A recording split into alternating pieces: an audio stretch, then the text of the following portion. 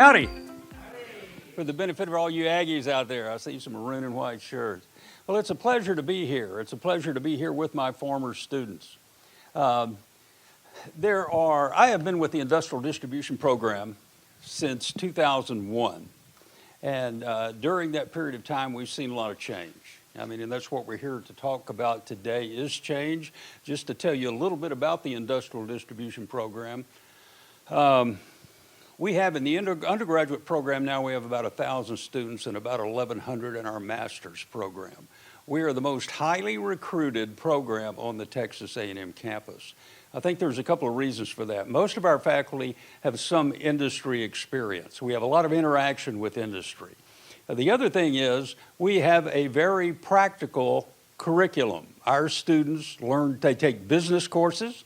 We're in the College of Engineering, so they take technical courses, and then they take distribution courses. And so they come out of school with a pretty good idea of what distributors do and how manufacturers go to market through distribution. If you want to become involved in recruiting some of our graduates, we have an organization called PAID, the Professional Association for Industrial Distribution. They put on 2 career fairs a year exclusively for our major. If you need more information about that, please contact me. I have my PhD in Educational Human Resource Development and teach in the College of Engineering. There's another gentleman, Dr. Barani, who has his PhD in the same thing, and we head up a talent development council, which has been extremely, extremely effective. What we do is find a group of people who want to be on the cutting edge of talent, and they all contribute money to fund a project, and we study different topics. I'll give you an example here. We have one that we're starting this summer, and the topics that the panel has chosen are sales force structure, total compensation, people metrics. People metrics. If you can measure it, you can fix it. Talent retention, manager development, which we're going to talk about in a minute, and you're going to see that's huge. And then the future of human resources. Where is HR going? What's that going to look like in 5 years or 10 years? I would imagine that you guys have been talking about distribution and how things are changing all day from looking at the agenda. I tell my undergraduate students that disruption is the new normal in distribution. Would you agree with that? Things are continually changing. Things are continually changing. Part of the reason for that is certainly the e-commerce, the impact of e-commerce. If distributors are dealing in a lot of commodity type items, they're almost forced into that. And you have to have, as you guys have been talking about, you have to have a viable e-commerce platform. A lot of other things, some of the big box stores. When I started in the industrial distribution program 20 years ago, we had a lot of mom and pop distributors. A lot of those folks are no longer in business. They didn't want to put up with all the changes, and they sold out to the bigger guys. This changes the way we go to market. We're talking about the generational piece. That's going to be the focus of our panel today. The expectations of the folks coming out of school today are a lot different from the baby boomers. They're a lot different from Generation X. The millennials and the Gen Zs even have some differences.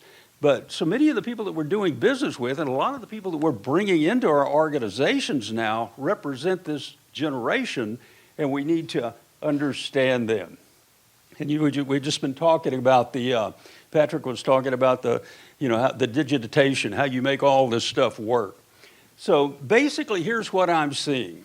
With disruption being so prominent in the industrial distribution sector today, if you're going to have a competitive advantage and be able to sustain that competitive advantage, you're going to have a pretty innovative leadership team.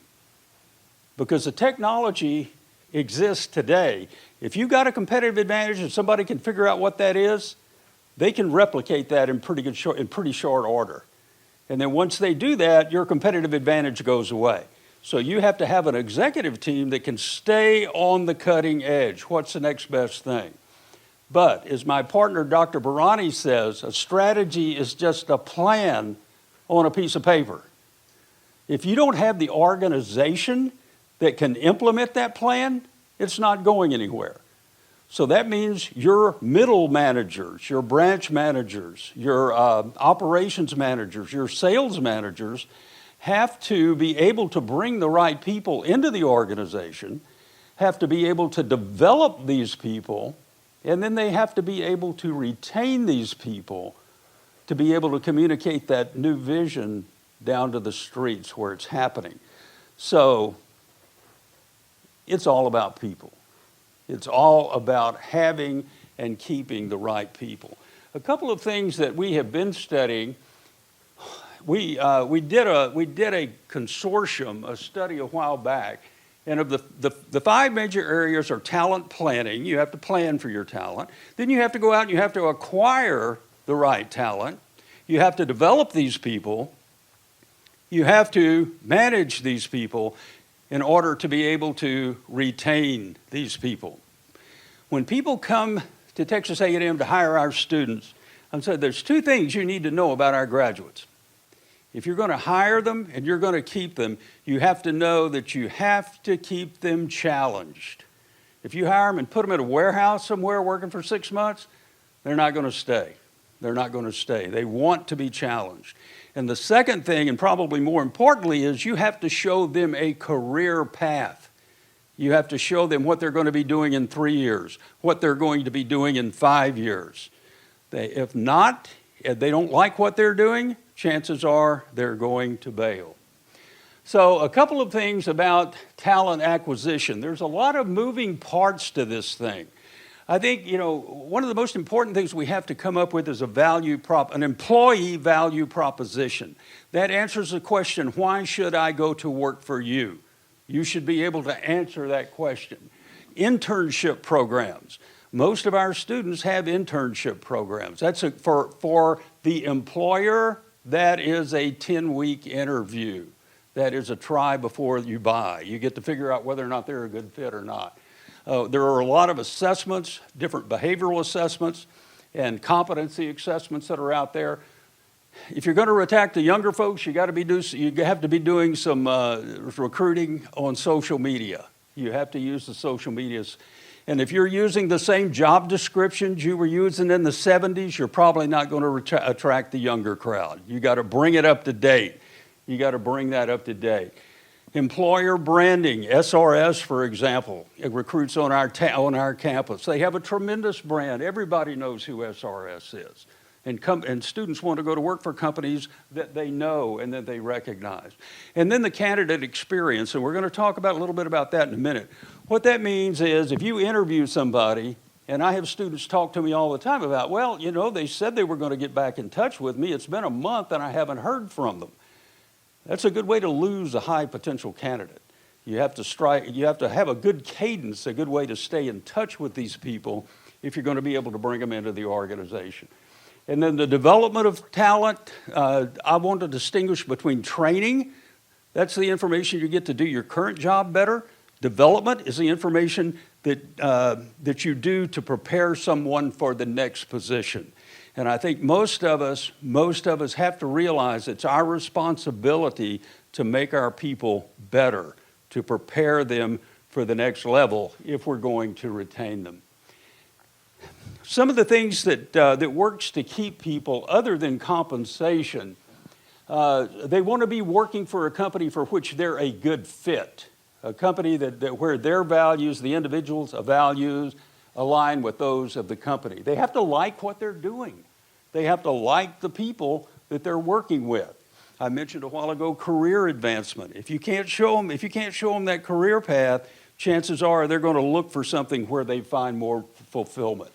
Then we got the regular benefits and the compensation that go along with that. But for most people, they're looking for the fit, they're looking for the opportunity, and they're looking to make a contribution. They want to know how what they're doing contributes to the overall good of the company. So I want to keep those comments kind of short because I want to get up here. I want to introduce the panel to you. These folks, like I said, went through the industrial distribution program. They may have some ideas on the future of distribution based on what they've learned, but let's learn from them about their experiences. So Justin, Nigel, and Jacqueline, if I could get you guys to join me up here on stage.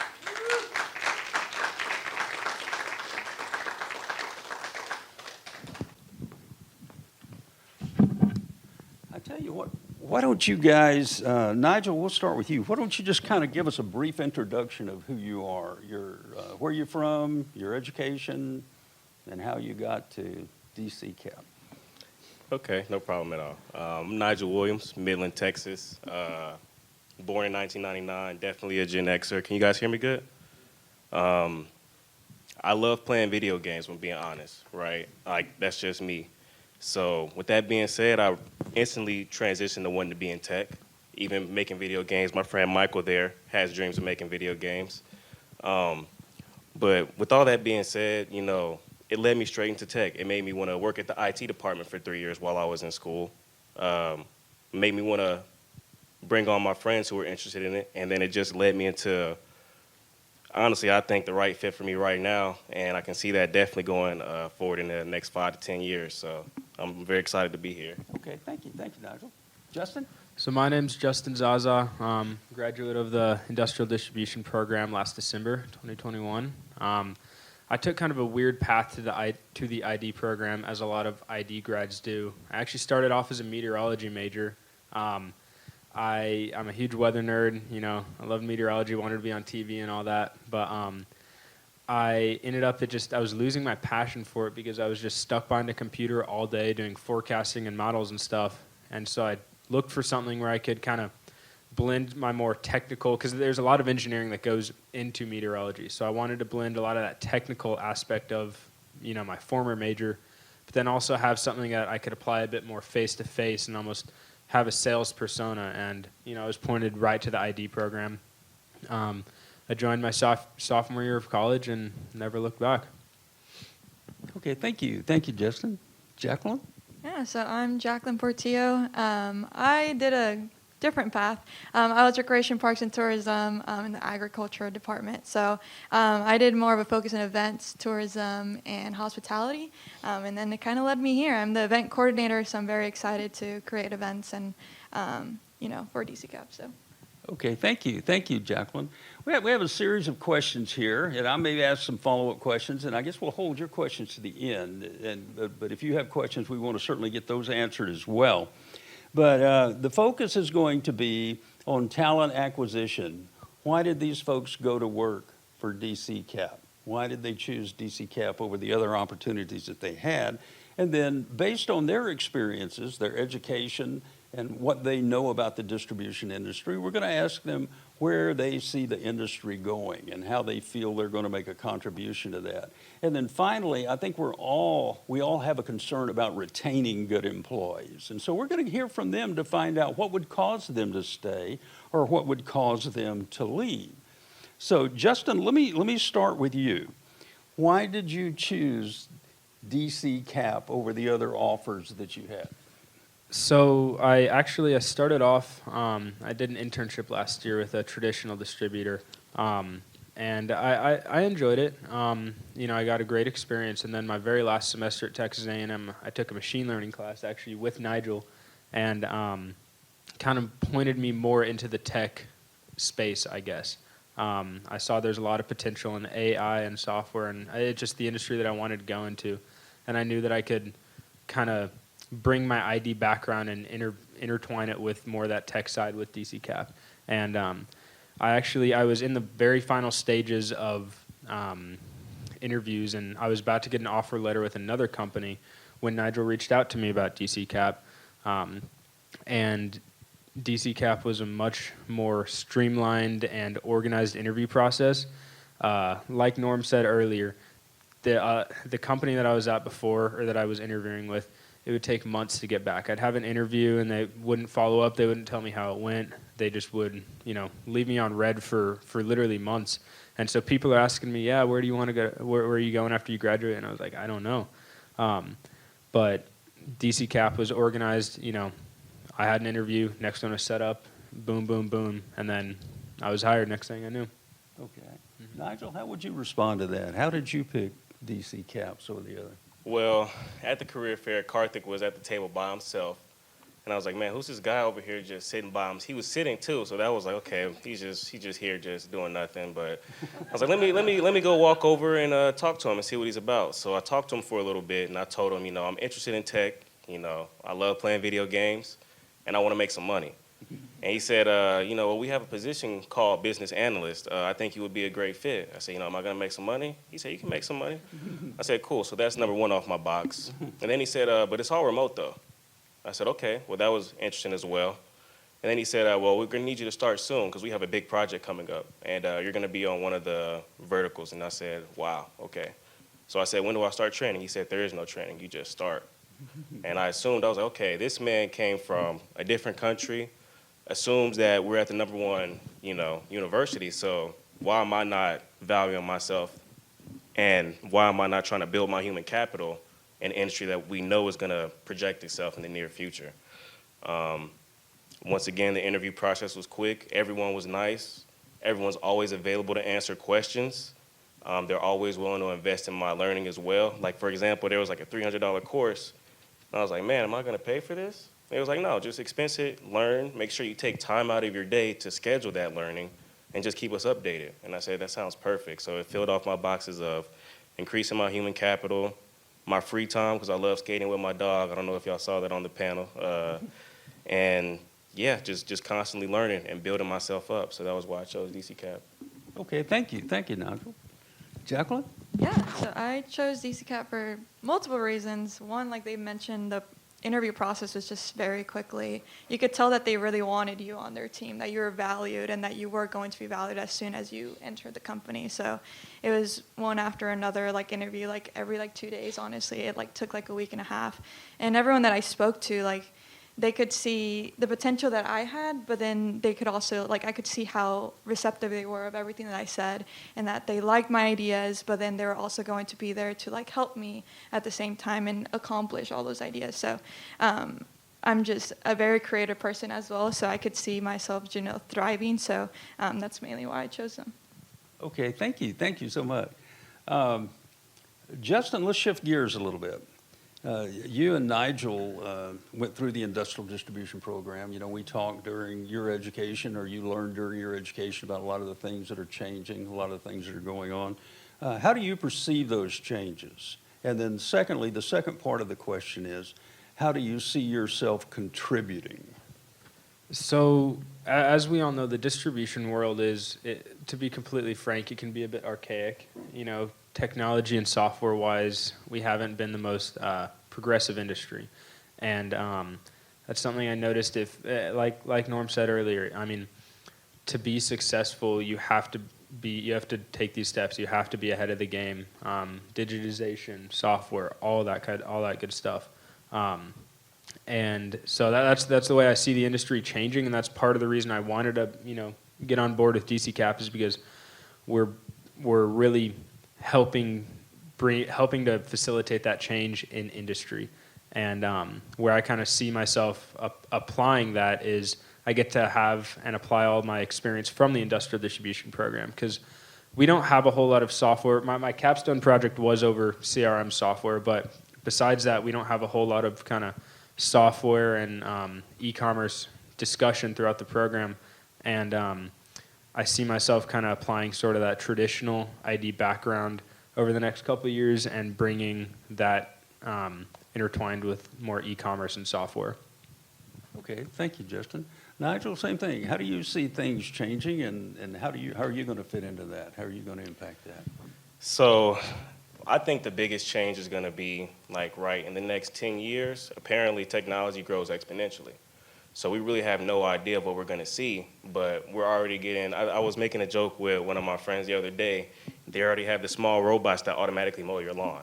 Well, now when are we going to have the robots that automatically put shingles on roofs, so that way we can automate that process? Or what's going to be that next level or that next jump? And then I'd say my contribution is, what I'm seeing in a lot of my meetings is, there's really big key players who have a pool full of knowledge. And to touch on what Mr. Feek said and Ms. Bunker, that has to be documented, right?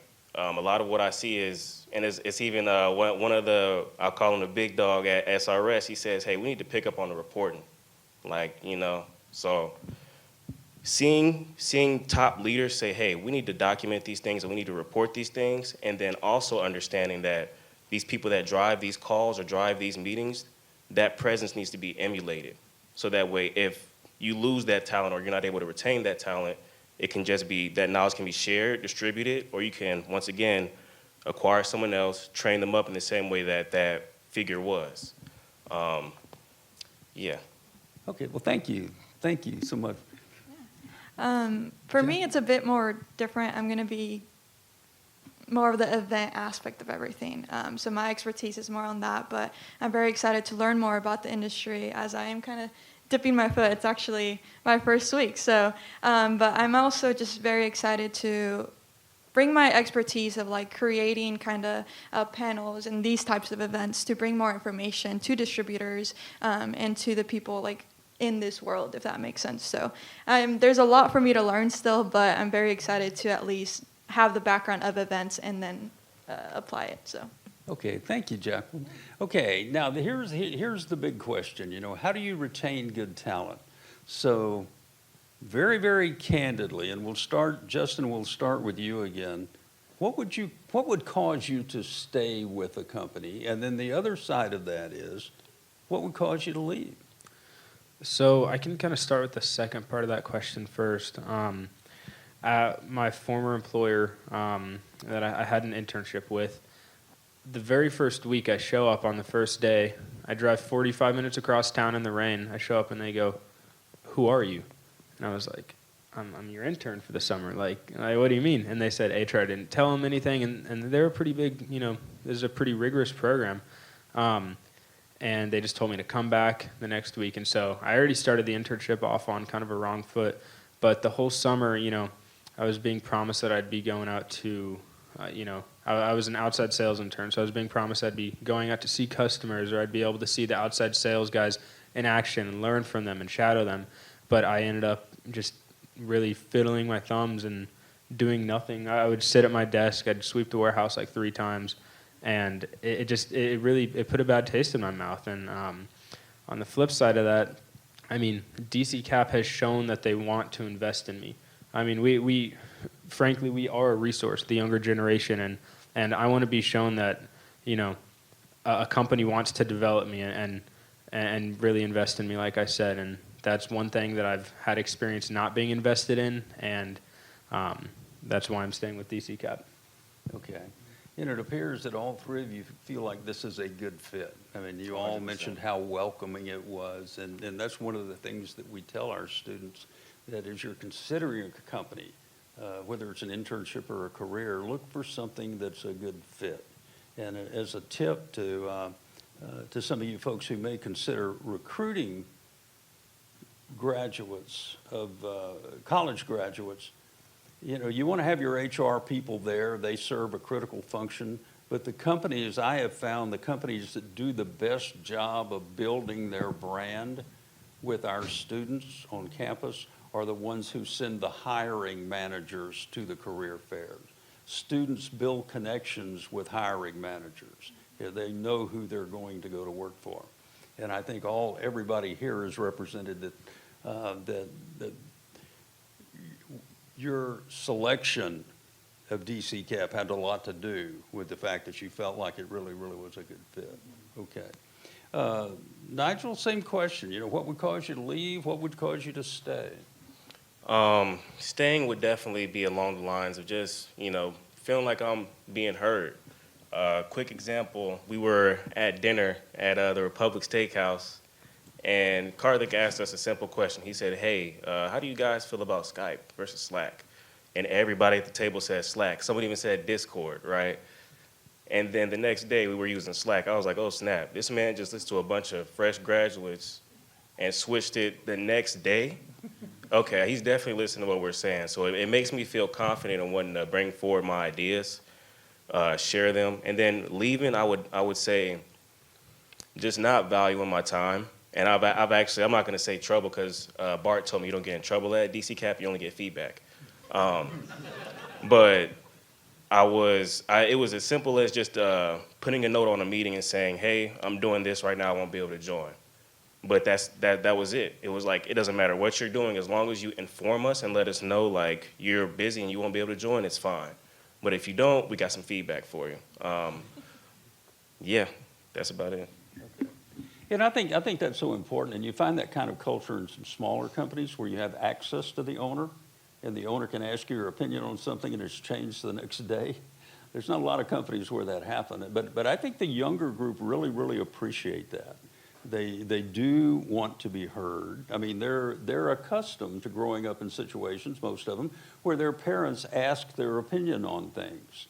I know watching my children raise my grandchildren, they ask their opinions on a lot of things, and they're used to having that kind of communication. So they want to have communication with the people that they're reporting to. They want to know, the young folks coming out of school want to know that what they're doing is making a contribution. They want, or how what they're doing is making a contribution. And so the communications piece is important. And I know in some of the larger companies that's much more difficult to accomplish. But Jacqueline, what would cause you to stay here, and what would cause you possibly to leave a company someday? Yeah, I can start kind of with why I've left a company before. I'm a year out of college already, so I've had, a job for a while before this one, and I feel like not being appreciated for like the work that you're doing, especially at a small company.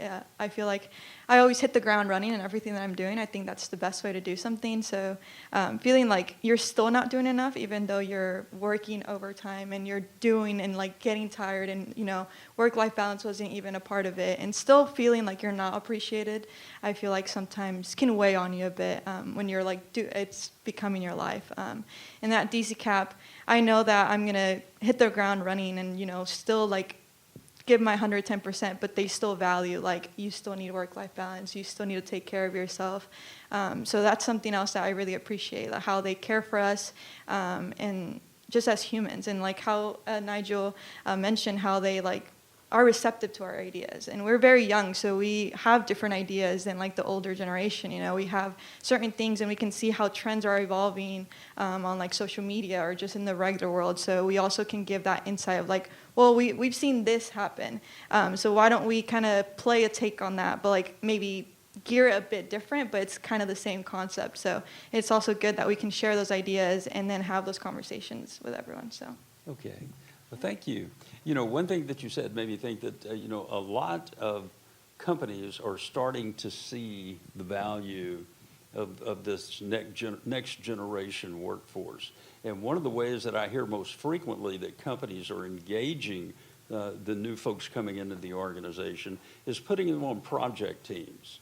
I mean, by doing that, it gives them an opportunity, it gives them an opportunity to build relationships with other people within the organization and really get to know them. And then I've seen this saying, talking to people my age about younger people coming in to the organization. I know when millennials were still new to the workforce, there was a lot of things like they spend all their time on their electronic devices, they're impatient, they're lazy, and all this, that, and the other. Well, I can tell you after 10 or 15 years of listening to all that, it's changing. People are realizing that no generation, whether it's the baby boomers, the millennials, Gen X, or Gen Z, none of them are good, none of them are bad, but they're all different. They're all different, and they all bring something to the table. This reverse mentorship, if you put a younger person like this, it's very tech savvy in with that group, there are things that they're going to be able to bring to the table that will be a tremendous benefit to the people who don't have those skills. So I think that's one way to engage people. If you engage people, if they feel like they're a part of something, they're a whole lot less likely to leave. We hear a lot today about diversity, equity, and inclusion. And a lot of people think that means you walk into a room and everybody looks differently. That's really not what it's about. What it's about is it's a different mindset. Studies show that if you have a diverse workforce, people from different races, ethnicities, or however you say that, different backgrounds, the profitability of your company is going to be better because you have some people in the organization that think differently. If everybody looks alike and everybody thinks alike, you've got a very narrow focus. But you bring the diversity in, and then you have differing opinions, and that's when things start to move in a growth direction based on the studies that we have seen. Here's a couple of definitions that I think that may be meaningful to you. Diversity is being invited to the dance. Inclusion is being asked to dance. So it's more than just having people there. It's more than just having people there at your company, but it's actively looking to include them and make them feel part of it. Do you guys have anything else that you would like to share about people considering hiring folks right out of school into the workforce? Okay. One thing I just kind of wanted to say about the whole onboarding process, and one thing that I think attracts a lot of our generation is almost just being thrown into the fire. While there's, obviously there are a lot of times training programs have to be, you have to go through a training program. You have to learn what you're selling. You have to learn all this. But being thrown into the fire, in my opinion, is one of the best ways to learn because you make a lot of mistakes and you learn from all of them if you're smart. And, sometimes it can be a gamble just throwing some new college graduate on a project, or like my very first day or my second day with DCKAP, they sent me to the International Roofing Expo in New Orleans. I didn't even know what we sold. I didn't know what we were. Patrick Garcia actually helped me out. I went up to him and I was like, "Hey, you work with our company. Like, what do we do?" But I really had to just kind of figure out a lot of things for myself, figure out what worked and what didn't. And in turn, that allowed me to kind of form my own approach, have my own kind of diverse way that I want to approach the sales cycle and how I want to approach our process that might not be just the same, standard sales process that some companies have. And so I think being thrown into the fire really can help increase that diverse background. And to add on to that, I would definitely say, back to what you actually said, Norm, I feel like I want to be challenged at work. I was talking with the financial advisor the other day, and he said the reason he left his first company was because he was scared that he would fail at his next one. And he said when you're in the face of fear, that's when you dive in. So I think definitely being challenged is something that draws in a younger crowd. I also agree. And then how, kind of what we were mentioning, how we bring a different mindset, I feel like people can build off of that, if that makes sense. So there might be someone who has been with the company like for a very long time, but then we're a fresh face, so we can kind of put our minds together and bring our own experience from what we've learned in college, like recently, and then their experience of what they know in the company, and then kind of just build off of that and build like something, better, so. Okay, well, thank you. Thank you so much for your perspective. I'm going to stand up here and see if anybody has any questions. Are there any questions from anybody in the group before we break up? Okay, well, let's show our appreciation for these young folks.